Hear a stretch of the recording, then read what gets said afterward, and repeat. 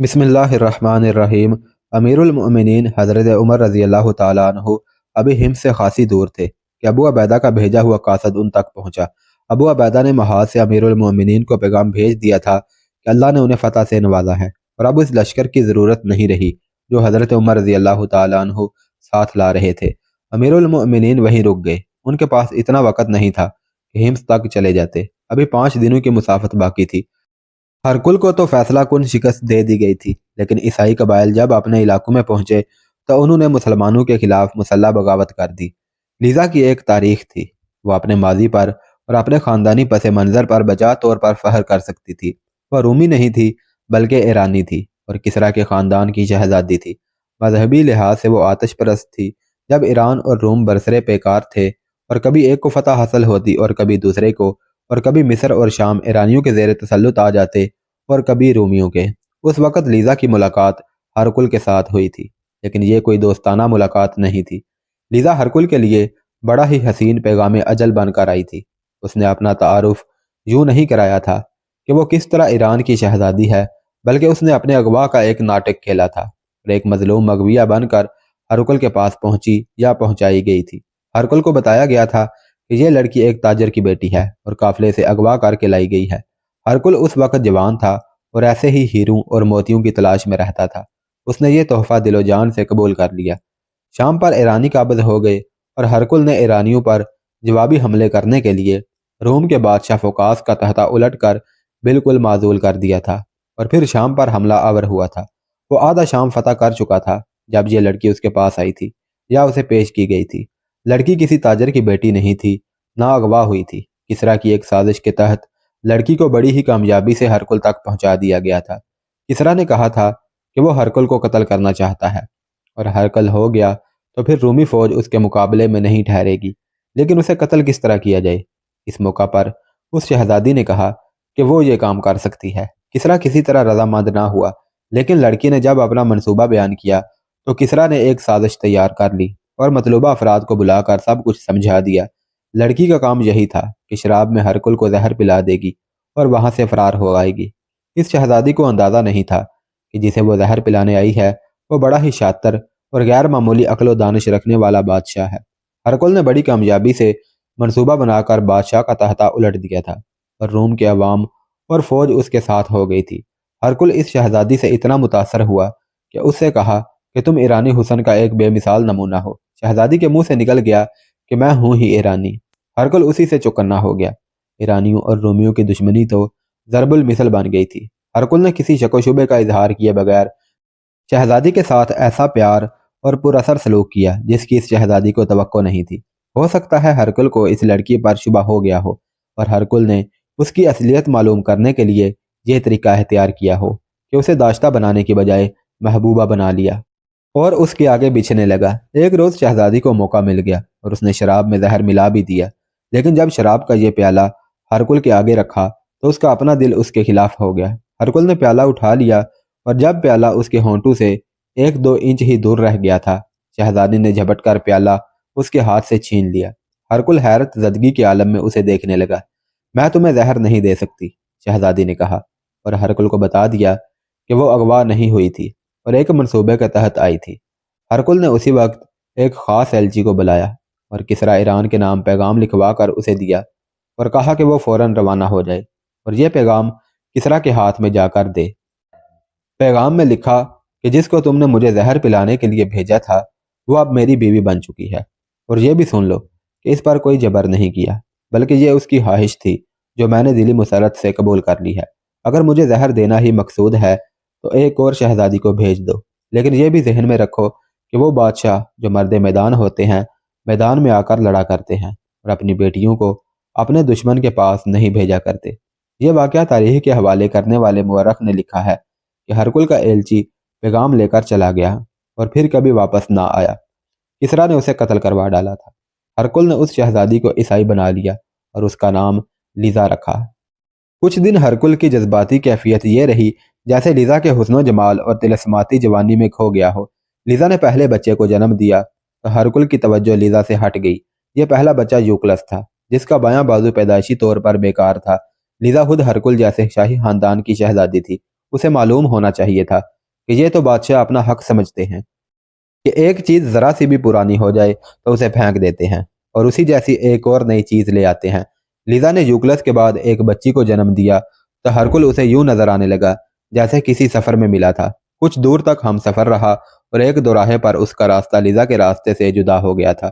Lisa کی جگہ ایک اور کنیز آ گئی تھی اور ہرکل اسے بھی رخصت کرنے والا تھا۔ لیزا نے اپنے آپ کو کوڑے کباڑے کی کوئی چیز نہ سمجھا۔ وہ ہر شاہی خاندان کے فرد کی محلاتی سازشوں سے خوب واقف تھی۔ اس کی ماں ایسی ہی ایک سازش کا شکار ہوئی تھی اور اس نے ایسا ہی شکار کھیلا بھی تھا، لہذا ایک سے بڑھ کر ایک کارآمد اور تباہ کن سازش سوچ سکتی تھی، اس پر عمل کروانا بھی جانتی تھی۔ وہ ہرکل کے دماغ پر سوار رہی اور ہرکل اسے نظر انداز نہ کر سکا، بلکہ ہرکل کے دل میں اس کا کچھ ڈر بھی پیدا ہو گیا۔ یہ تھی یوکلس کی ماں جو اسے ہرکل کا جانشین بنوانا چاہتی تھی، لیکن ہرکل نے اپنے دوسرے بیٹے قسطنطین کو جانشین بنا دیا تھا۔ حضرت عمر رضی اللہ تعالیٰ عنہ اس وقت جابیہ کے مقام تک پہنچ چکے تھے جب انہیں ابو عبیدہ کا پیغام ملا کہ رومیوں کو فیصلہ کن شکست دے دی گئی ہے۔ امیر المؤمنین حضرت عمر رضی اللہ تعالیٰ عنہ نے وہیں سے مدینہ کو واپسی کا ارادہ کر لیا۔ پہلے سنایا جا چکا ہے کہ امیر المؤمنین اپنے ساتھ ایک لشکر لے کر گئے تھے، لیکن اب اس لشکر کی ضرورت نہیں رہی تھی۔ امیر المؤمنین کی مدینہ سے لمبی غیر حاضری مناسب نہیں تھی۔ لڑائی صرف حمص اور اس کے گرد و نواح میں ہی نہیں لڑی جا رہی تھی، بلکہ ادھر ایران کی فتح ابھی مکمل نہیں ہوئی تھی۔ کسریٰ ایران کی فوجوں کو شکست دی جا چکی تھی اور اب قبضہ مکمل کیا جا رہا تھا اور مفتوحہ علاقوں کا انتظام اور محصولات وغیرہ کا انتظام رواں کرنے کی مہم جاری تھی۔ مجاہدین کے لشکر دور دور تک پھیل گئے تھے اور ان کے قاصد مدینہ پہنچتے رہتے تھے۔ احکامات اور ہدایت جاری کرنے کے لیے امیر المؤمنین حضرت عمر رضی اللہ تعالیٰ عنہ کو مدینہ میں ہی رہنا چاہیے تھا۔ حضرت عمر رضی اللہ تعالیٰ عنہ جابیہ سے ابھی واپسی کے سفر پر روانہ نہیں ہوئے تھے۔ روانگی کی تیاری ہو رہی تھی کہ ابو عبیدہ کا ایک اور قاصد آ گیا۔ یہ قاصد امیر المؤمنین سے ایک فیصلہ لینے آیا تھا۔ صورت یہ پیدا ہو گئی تھی کہ ابو عبیدہ نے مدینہ قاصد بھیجا تھا کہ امیر المؤمنین سے کہے کہ حمص بڑے سخت خطرے میں آ گیا ہے جس کے لیے کمک کی ضرورت ہے۔ حضرت عمر نے کمک کے جو انتظامات کیے تھے ان میں سے ایک یہ تھا کہ سپہ سالار سعد بن ابی وقاص رضی اللہ تعالیٰ عنہ کو پیغام بھیجا تھا کہ کاکا بن عمرو کو 4000 سوار دے کر فوراً حمص روانہ کر دے۔ کاکا بن عمرو برق رفتار پیش قدمی اور چیتے کی طرح دشمن پر جھپٹنے میں خصوصی شہرت رکھتے تھے۔ وہ کوفہ سے 4000 کمک لے کر بگولے کی طرح حمص کو روانہ ہو گئے تھے، لیکن ابھی وہ راستے میں ہی تھے کہ رومیوں پر حملہ کر کے انہیں شام کی سرحد سے نکال دیا گیا اور اس طرح انہیں فیصلہ کن شکست دے دی گئی۔ کاکا رضی اللہ تعالیٰ عنہ اس وقت حمص پہنچے جب یہ فتح مکمل ہو چکی تھی۔ اس وقت کا قومی اور ذاتی کردار قابل توجہ ہے۔ ابو عبیدہ نے محسوس کیا کہ مال غنیمت کی تقسیم میں کاکا بن عمرو رضی اللہ تعالیٰ عنہ اور ان کے سالاروں کا حصہ بھی ہونا چاہیے، لیکن وہ تو اس لڑائی میں شامل ہی نہیں تھے، اس لیے ابو عبیدہ رضی اللہ تعالیٰ عنہ خود یہ فیصلہ نہ کر سکے اور انہوں نے فوراً قاصد امیر المؤمنین کی طرف جابیہ دوڑا دیا کہ یہ فیصلہ لائے کہ کاکا اور ان کے سارے لشکر کو مال غنیمت کا حصہ دیا جائے یا نہیں۔ امیر المؤمنین نے جو تاریخی فیصلہ دیا وہ قاصد کو لکھوا کر ابو عبیدہ کے نام بھیجا۔ اس فیصلے کے الفاظ آج بھی تاریخ کے دامن میں محفوظ ہیں۔ انہوں نے لکھا، اہل کوفہ کو مال غنیمت میں اتنا ہی شریک سمجھا جائے جتنا لڑنے والے مجاہدین شریک ہیں۔ کاکا اور اس کے مجاہدین اس پہلو سے مال غنیمت کے حقدار بنتے ہیں کہ ان کی آمد کی خبر رومی تک پہنچی تو رومی مرعوب ہوئے، اور یہ بھی ایک وجہ تھی کہ رومیوں نے شکست کھائی۔ اللہ کوفہ والوں کو جزائے خیر دے کہ وہ اپنے مفتوحہ علاقے کی حفاظت بھی کرتے ہیں اور جہاں ضرورت پڑتی ہے وہاں مدد کے لیے بھی پہنچتے ہیں۔ امیر المؤمنین نے کاکا بن عمرو اور ان کے سواروں کو اہل کوفہ لکھا ہے۔ پہلے بیان ہو چکا ہے کہ جب حضرت عمر رضی اللہ تعالیٰ عنہ حمص کی طرف کمک لے کر جا رہے تھے تو انہوں نے کئی ایک جاسوس الجزیرہ کے عیسائی قبائل میں بھیج دیے تھے اور رومی علاقے میں بھی جاسوس بھیجے تھے۔ انہیں یہ کام سونپا گیا تھا کہ دشمن کے علاقے میں یہ دہشت پھیلا دیں کہ ابو عبیدہ رضی اللہ تعالیٰ عنہ کے لیے عراق سے بھی، مدینہ سے بھی اور کئی اور جگہوں سے بھی اتنی کمک آ رہی ہے کہ وہ بڑے سے بڑے طاقتور دشمن کو کچل دے گی۔ یہ ایک نفسیاتی حملہ تھا جو امیر المؤمنین نے کیا تھا۔ اس کا سب سے زیادہ اثر عیسائی قبائل پر پڑا تھا اور وہ رومیوں کا ساتھ چھوڑ کر اپنے علاقے میں واپس چلے گئے تھے۔ امیر المؤمنین یہ بھی جانتے تھے کہ کاکا بن عمرو پیش قدمی کس طرح کیا کرتے ہیں۔ ان وجوہات کی بنا پر امیر المؤمنین نے کاکا بن عمرو اور ان کے 4000 سواروں کو مال غنیمت میں سے پورا حصہ دلوایا۔ یہ بھی بیان ہو چکا ہے کہ امیر المؤمنین حضرت عمر رضی اللہ تعالیٰ عنہ نے کون کون سے سالار کو الجزیرہ کا کون کون سا علاقہ دیا تھا، اور یہ حکم صادر فرمایا تھا کہ ان عیسائی قبائل کو چین نہ لینے دیا جائے جو رومیوں کی مدد کو 30,000 کی تعداد میں پہنچے تھے۔ یہ سالار اس حکم کے مطابق ان علاقوں میں پہنچ گئے تاکہ یہ قبائل سر نہ اٹھا سکیں اور کہیں ایسا نہ ہو کہ پیٹھ پیچھے سے وار کر جائیں۔ امیر المومنین نے یہ سارا محاذ مضبوط کر دیا۔ جب دیکھا کہ رومیوں کو شام سے ہمیشہ کے لیے بے دخل کر دیا گیا ہے تو جابیہ سے واپسی کے سفر کو روانہ ہو گئے۔ یہ اسلامی فتوحات تھیں جو بلا شک و شبہ قابل فخر تھی، لیکن فتوحات کا دائرہ اتنا وسیع ہو گیا تھا کہ اس کے مطابق مجاہدین کی تعداد قلیل تھی۔ یہ امیر المؤمنین حضرت عمر رضی اللہ تعالیٰ عنہ اور سپہ سالاروں کی عقل و دانش کا کرشمہ تھا کہ اسی قلیل نفری کو ایسا پھیلا دیا کہ فتوحات کی وسعت قابو میں رہی۔ تاریخ بتاتی ہے کہ یہ فتح بظاہر مکمل تھی، لیکن صاحب ابھی مرا نہیں تھا۔ ہرکل بزنطیہ سے نکل گیا تھا، اس کا رخ ارض روم کی طرف تھا۔ تاریخ سے یہ پتہ نہیں ملتا کہ ہرکل کہاں جا ٹھہرا تھا۔ تاریخ میں ارض روم لکھا ہے، شام سے کچھ آگے روم کا علاقہ شروع ہو جاتا تھا۔ ہرکل خود کو شکست قبول کر کے چلا گیا تھا، لیکن اس کا کچھ زہر پیچھے رہ گیا تھا۔ مسلمان مورخین نے اس پہلو پر کچھ بھی نہیں لکھا۔ 3 یورپی مورخوں کی تفصیلات ملتی ہیں جو ایک اور ڈرامے سے پردہ اٹھاتی ہیں۔ یہ مسلمانوں پر جوابی حملے کی ایک کوشش تھی۔ شکست خوردہ رومی فوج کا کمانڈر یعنی سپہ سالار ہرکل کا اپنا بیٹا قسطنطین تھا۔ وہ بھی بوکھلا کر بھاگا اور بزنطیہ جانے کے بجائے اس نے انطاکیہ کا رخ کر لیا تھا۔ اسے توقع تھی کہ ہرکل انطاکیہ میں ہی ہوگا اور وہاں سے وہ مصر کو روانہ ہو جائے گا، لیکن راستے میں اسے پتہ چلا کہ ہرکل اس وقت نہ بزنطیہ میں ہے نہ انطاکیہ میں، بلکہ ایک اور جگہ جا پہنچا ہے۔ قسطنطین اس طرف چلا گیا اور اپنے باپ سے ملا۔ محترم باپ، قسطنطین نے خفت مٹانے کے انداز سے کہا، مجھے دلی صدمہ ہے کہ میں آپ کی توقعات پر پورا نہیں اترا، لیکن اس سے پہلے کہ آپ شکست کا الزام مجھ پر عائد کریں، میں آپ کو بتانا چاہتا ہوں کہ شکست کا اصل ذمہ دار کون ہے۔ ہرکل کے منہ سے کوئی بات نہ نکلی۔ وہ چپ چاپ قسطنطین کو دیکھتا رہا۔ اگر الجزیرہ کے قبائل ہمارے ساتھ رہتے تو آج ہم یوں بسپا نہ ہوتے، قسطنطین نے کہا۔ انہیں یوکلس نے بھگایا تھا، یہ تو آپ کو بھی یقین ہے، لیکن لڑائی کے دوران ایک اور بڑا ہی خطرناک غدار سامنے آیا ہے۔ وہ ہے ہمارا ایک جرنیل انتھونیس۔ اس نے میری آنکھوں کے سامنے 2 تجربہ کار کمانڈروں کو قتل کیا ہے۔ ہرکل جو پہلے نیم بیداری کسی کیفیت میں تھا، یک لخت بیدار ہو گیا۔ ہمارے اس جرنیل نے ان 2 کمانڈروں کو قتل کیا ہے جنہیں ہم نے یوکلس کو قتل کرنے کا کام سونپا تھا، قسطنطین نے کہا۔ میں خود دیکھ رہا تھا۔ یوکلس الگ ہو کر لڑائی میں شامل ہو گیا تھا اور دونوں کمانڈر ہماری ہدایت کے عین مطابق اس تک پہنچ گئے۔ انتھونیس کچھ دور تھا، اس نے یوکلس کی طرف گھوڑا دوڑا دیا۔ ایک کمانڈر یوکلس پر تلوار کا وار کرنے ہی لگا تھا کہ پیچھے سے انتھونیس نے اس کمانڈر پر تلوار کا زوردار وار کر کے اسے گھوڑے سے گرا دیا۔ ہمارا دوسرا کمانڈر اپنے گھوڑے کو یوکلس کے گھوڑے سے آگے کر کے روک رہا تھا، لیکن انتھونیس نے وار کر کے اسے بھی قتل کر دیا۔ میں وہاں سے چلا گیا۔ انتھونیس کو تو معلوم ہی نہیں تھا کہ ہم یوکلس کو قتل کروا رہے ہیں۔ پھر اس نے ان دونوں کمانڈروں کو کیوں قتل کیا؟ صرف اس لیے کہ وہ اپنی فوج کو کمزور کر رہا تھا تاکہ ہمیں شکست ہو۔ میں نے لڑائی کی صورتحال کے مطابق انتھونیس کی طرف قاصد دوڑایا کہ اپنے دستے کو فلاں طرف لے جا کر مسلمانوں پر حملہ کرے، لیکن قاصد اسے ڈھونڈ ڈھونڈ کر واپس آ گیا۔ نہ اسے انتھونیس ملا نہ یوکلس۔ کیا یہ کھلی غداری نہیں؟ وہ اس وقت ہوں گے کہاں؟ ہرکل نے پوچھا۔ میں یہ بھی معلوم کر آیا ہوں، قسطنطین نے جواب دیا۔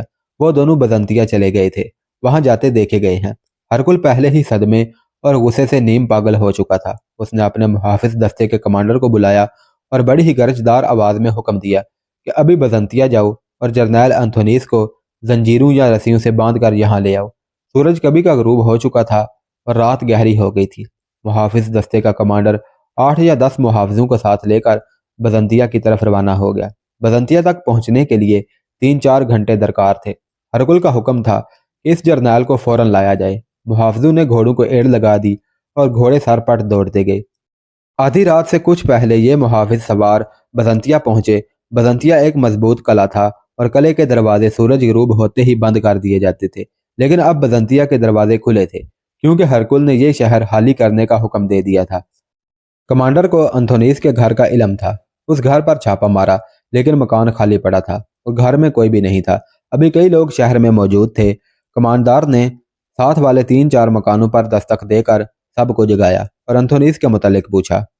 انہوں نے بتایا کہ انتھونیس کی بیوی اپنے بچوں کے ساتھ شہر سے نکلتے دیکھی گئی تھی، لیکن انتھونیس کہیں نظر نہیں آیا۔ اس وقت انتھونیس بزنطیہ سے پورے ایک دن کی مسافت جتنا دور نکل گیا تھا۔ یوکلس بھی اس کے ساتھ تھا اور یوکلس کی ماں لیزا بھی۔ تینوں گھوڑے پر سوار تھے اور چوتھے گھوڑے پر انہوں نے کھانے پینے کا سامان اور کچھ ضروری اشیاء لاد لی تھی۔ ان تک کسی کا پہنچنا ممکن نہیں رہا تھا۔ محافظ دستے کے کمانڈر نے واپس جا کر بتایا کہ انتھونیس کا گھر خالی ہے اور اس کے بیوی بچے بھی لاپتہ ہیں۔ قسطنطین نے یہ سنتے ہی کہا کہ وہ غدار اپنی بیوی بچوں کو ساتھ لے کر کہیں بھاگ گیا ہے۔ ہرکل پہلے ہی غصے سے بھوکلایا ہوا تھا۔ اس نے حکم جاری کر دیا کہ یہ جرنیل جہاں کہیں نظر آئے اسے پکڑ کر اس کے سامنے لایا جائے۔ اور دوسرے غدار یوکلس کے متعلق کیا حکم ہے؟ قسطنطین نے ہرکل سے پوچھا۔ اب میں اسے معاف نہیں کر سکتا، ہرکل نے کہا۔ اس کا اب خاتمہ ہی کرنا پڑے گا، اور اگر اس کی ماں نے کوئی الٹی سیدھی حرکت کی تو میں اسے بھی دنیا سے اٹھا دوں گا۔ پورا ملک ہمارے ہاتھ سے نکل گیا ہے، میں تو اپنے آپ کو بھی معاف کرنے کے لیے تیار نہیں۔ قسطنطین نے ہرکل کو اکسا دیا کہ یوکلس کو گرفتار کر لیا جائے، خفیہ طور پر وہ جہاں کہیں بھی ہے قتل کروا دیا جائے۔ وہ لڑائی میں ہی نہ مر گئے ہوں، ہرکل نے کہا۔ وہ تو لڑے ہی نہیں، قسطنطین نے کہا۔ میں معلوم کروا چکا ہوں، وہ بہت پہلے میدان جنگ سے نکل گئے تھے۔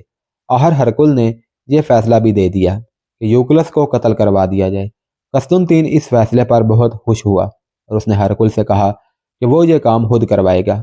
وہ باہر نکلا اور اپنے اعتماد کے 2 فوجی کمانڈروں کو بلا کر کہا کہ وہ یوکلس کو ڈھونڈیں اور بتائیں کہ وہ کہاں ہے، اور پھر وہ انہیں بتائے گا کہ انہیں کیا کرنا ہے۔ دونوں کمانڈر حکم لے کر یوکلس کی تلاش میں نکل کھڑے ہوئے۔ رومی فوج اپنی بے انداز لاشیں اور شدید زخمیوں کو میدان جنگ میں چھوڑ کر پسپا ہو گئی تو مجاہدین نے مال غنیمت اکٹھا کرنا شروع کر دیا۔ سپہ سالار ابو عبیدہ نے یقین کر لیا کہ اب دشمن کی طرف سے جوابی حملے کا کوئی امکان نہیں رہا، تو وہ ہمس واپس چلے گئے۔ اس کے فوراً بعد ہمس میں رومیوں کے ہتھیاروں کا انبار لگنے لگا اور جو مال غنیمت ملا تھا وہ سپہ سالار کے آگے رکھا جانے لگا۔ یہ کوئی معمولی فتح نہیں تھی، اسلام کے سب سے بڑے دشمن کو سرزمین عرب سے بے دخل کر دیا گیا تھا۔ ہر کوئی جشن منانے کے موڈ میں تھا۔ مجاہدین کی بیویاں، بہنیں اور بیٹیاں زخمیوں کو اٹھانے اور ان کی مرہم پٹی کرنے کے لیے میدان جنگ میں چلی گئی تھی۔ شارینہ بھی ادھر ہی جا رہی تھی کہ ایک آدمی نے اسے روک کر کہا کہ روم کی فوج کا وہ افسر جسے ایک کمرے میں نظر بند رکھا ہوا ہے اسے بلا رہا ہے۔ وہ روتاس تھا۔ پہلے بیان ہو چکا ہے کہ اسے کس طرح حدید اور شارینہ اس کے 2 سپاہیوں کو ہلاک کر کے اسے پکڑ لائے تھے، اور اس سے ابو عبیدہ رضی اللہ تعالیٰ عنہ نے معلوم کر لیا تھا کہ رومی فوج کہاں ہے اور ہرکل کی اگلی کارروائی کیا ہوگی۔ روتاس نے جنگی نوعیت کی کچھ باتیں بتا دی تھیں، اور جو راز اس نے نہیں اگلا تھا وہ شارینہ نے بڑے خوبصورت دھوکے سے اس کے سینے سے نکال لیا تھا۔ شارینہ نے ہی اسے قید خانے کی بجائے ایک بڑے اچھے رہائشی کمرے میں رکھوایا تھا۔ سپہ سالار ابو عبیدہ رضی اللہ تعالیٰ عنہ نے اس کے ساتھ وعدہ کیا تھا کہ رومی فوج کو شکست دے دی گئی تو اسے رہا کر دیا جائے گا۔ شارینہ تو اسے بھول ہی چلی تھی۔ روتاس نے ایک ملازم کو بھیج کر شارینہ کو بلایا تو شارینہ فوراً اس کے پاس پہنچی۔ معلوم ہوتا ہے سپہ سالار اپنا وعدہ بھول گیا ہے۔ روتاس نے شارینہ سے کہا، کیا تم اسے میری رہائی کا وعدہ یاد نہیں دلاؤ گی؟ سپہ سالار آج ہی واپس آیا ہے، شارینہ نے کہا۔ میں ابھی اس کے پاس جا کر تمہاری رہائی کا حکم لے آتی ہوں۔ روتاس کے دل پر قبضہ کرنے کے لیے شارینہ اسے یہ تاثر دیتی رہی تھی کہ وہ ایک مسلمان کے ساتھ شادی کر بیٹھی ہے لیکن یہاں نہیں رہے گی، اور اپنے خاوند حدید کو اپنے ساتھ لے کر ہرکل کے پاس واپس چلی جائے گی۔ اب روتاس نے اس سے کہا کہ وہ اس کے ساتھ چلی جائے گی یا کیا کرے گی؟ میں تمہارے ساتھ نہیں چل سکوں گی، شارینہ نے کہا۔ اب صورت بالکل ہی مختلف ہو گئی ہے۔ ہرکل نہ جانے کہاں سے کہاں جا پہنچا ہے اور اس کی فوج کا تو وجود ہی نہیں رہا۔ میں حدید کو ساتھ لے کر جاؤں گی کہاں؟ تمہیں یہاں سے نکلوا دوں گی اور جب کبھی موقع ملا میں بھی آ جاؤں گی۔ شارینہ سپہ سالار ابو عبیدہ رضی اللہ تعالیٰ عنہ سے جا ملی اور انہیں روتاس کی رہائی کا وعدہ یاد دلایا۔ ابو عبیدہ نے اسی وقت روتاس کو اپنے پاس بلوایا۔ روتاس عربی نہیں جانتا تھا اور ابو عبیدہ اس کی زبان نہیں جانتے تھے۔ شارینہ دونوں زبانیں سمجھتی تھی اور بولتی تھی۔ وہ ان کے درمیان ترجمان بن گئی۔ شارینہ بیٹی، ابو عبیدہ نے کہا، اسے کہو کہ فتح اور شکست اللہ کے اختیار میں ہے، اس لیے ہم سب پہلے اللہ کا شکر ادا کرتے ہیں، اس کے بعد ہم اس کے مشکور اور ممنون ہوتے ہیں جس نے ہماری فتح کے لیے ذرا سا بھی تعاون کیا ہو۔ میری طرف سے روتاس کا شکریہ ادا کرو کہ اس نے ہمارے ساتھ ताउन किया था, जिसने हमें इस फतह में मदद दी। मैं इसे कोई तोहफा देकर रुखसत करना चाहता हूँ। सिपा सलार अबू उबैदा रज़ी अल्लाह तआला अन्हु बाहर निकल गए। शारीना ने रोतास को अपनी ज़ुबान में बताया कि सिपा सलार ने क्या कहा है और यह बताया कि सिपा सलार उसे कोई तोहफा देना चाहते हैं। रोतास ये कह ही रहा था कि उसके लिए यही तोहफा बहुत कीमती है कि उसे बाइज़्ज़त तौर पर रिहा किया जा रहा है कि सिपा सलार अबू उबैदा रज़ी अल्लाह तआला अन्हु वापस आ गए। उनके हाथ में एक सलीब थी जो बमुश्किल 6 इंच लंबी थी। उस पर हज़रत ईसा अलैहिस्सलाम का मसलूब बुत भी था। सलीब तो लकड़ी की थी, लेकिन हज़रत ईसा अलैहिस्सलाम का बुत सोने का था। ये ईसाई है, अबू उबैदा रज़ी अल्लाह तआला अन्हु ने कहा। मैं इसे इसके मजहब के मुताबिक तोहफा दे रहा हूँ। यह सलीब एक मरे हुए रूमी फौजी अफसर के पास थी। ये मेरे पास माले गनीमत के तौर पर आई है। इसे बताओ कि सिपा सलार को इतना इख्तियार हासिल नहीं होता कि वो माले गनीमत में से एक ज़र्रा भी अपनी मर्जी से लेकर खुद रख ले या किसी को दे दे, लेकिन इस शख्स ने हमारी जो मदद की है, इसका सिला मैं अपने अमीरुल मोमिनीन की तरफ से और अपने तमाम मुजाहिदीन की तरफ से दे रहा हूँ। अबू उबैदा रज़ी अल्लाह तआला अन्हु ने यह सलीब रोतास को दे दी और शारीना से कहा कि बाहर से किसी नायब सालार या कमानदार या अहदेदार को मेरे पास ले आए। शारीना बाहर गई और एक जिम्मेदार मुजाहिद को अपने साथ ले आई। सिपा सलार अबू उबैदा ने उसे कहा कि इस रूमी अफसर को अपने साथ ले जाओ और इसे जो घोड़ा पसंद आए इस पर जीन वगैरह डालकर इसे दे दो और किसी एक मुजाहिद को इसके साथ भेजो जो इसे मैदान जंग से कुछ आगे तक छोड़ आए। सिपा सलार का मेरी तरफ से शुक्रिया अदा करो शारीना। मुजाहिदीन, इसे रूमी समझ बार मालूम हुआ कि मुसलमानों का किरदार किस कदर बुलंद और काबिल तारीफ है। मैं अब समझा हूँ कि इस्लाम क्यों इतनी तेजी से फैलता जा रहा है। इन्हें यह भी कहो कि मैं इस जंगो जदल को भूल जाऊंगा, मुल्क शाम को भी भूल जाऊंगा, लेकिन सिपा सलार का हुस्न सलूक कभी नहीं भूल सकूंगा। रोतास ने सिपा सलार अबू उबैदा रज़ी अल्लाह तआला अन्हु के साथ हाथ मिलाया और एक कदम पीछे हटकर रूमी अंदाज से सल्यूट किया और बाहर चला गया। वहां घोड़ों की कोई कमी नहीं थी। उन रूमियों के सैकड़ों घोड़े पकड़े गए थे जो मारे गए थे या शदीद तौर पर जख्मी हो गए थे। रोतास ने एक आला नस्ल का नहायत तंदुरुस्त घोड़ा पसंद किया जो उसकी अपनी ही फौज के किसी मरे हुए सवार का था। वो इस घोड़े पर सवार हुआ और एक मुजाहिद उसके साथ चला गया।